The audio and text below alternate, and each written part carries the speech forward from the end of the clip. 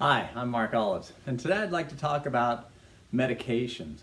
Now, medications are very important and can do a lot of things to help us. Sometimes there's absolutely no alternative to these medications and they can save lives.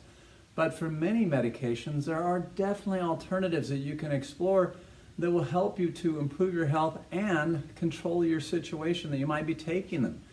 For example, diabetes, blood pressure, cholesterol, those super common things, those are things that can be controlled with other things besides medication.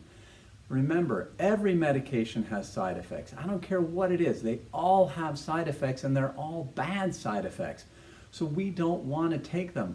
Also, I tell people, if you took your car into the shop with a leaky hose and the mechanic simply wrapped some duct tape around it and said, hey, come back in 2 or 3 weeks and I'll put some new duct tape on it, you'd say, that guy's a moron. I'm not going back to that mechanic. He's just, band-aiding things up.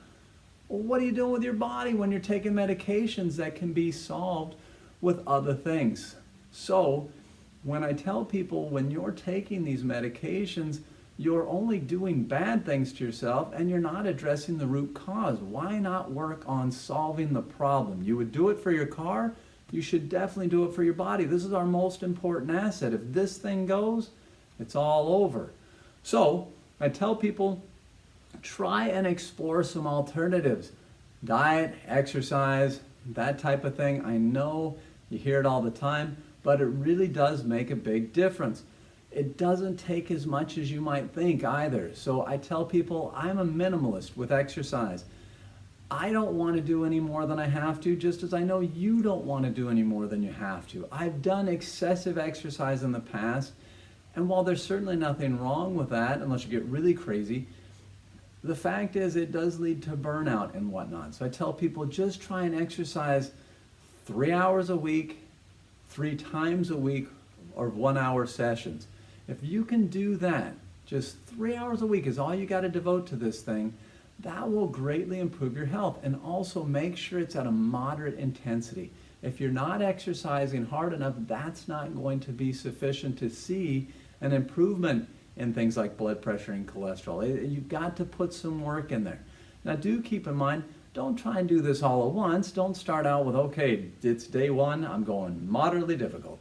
No. Start easy. And if you can't make it a full hour, that's okay too.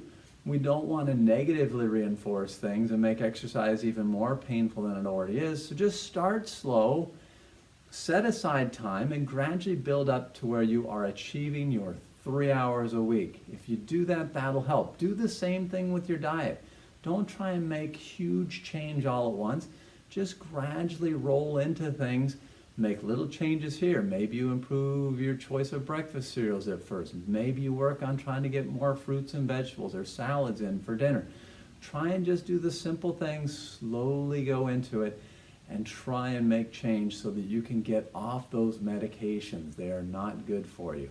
So I hope this provides you some motivation and incentive. Thanks.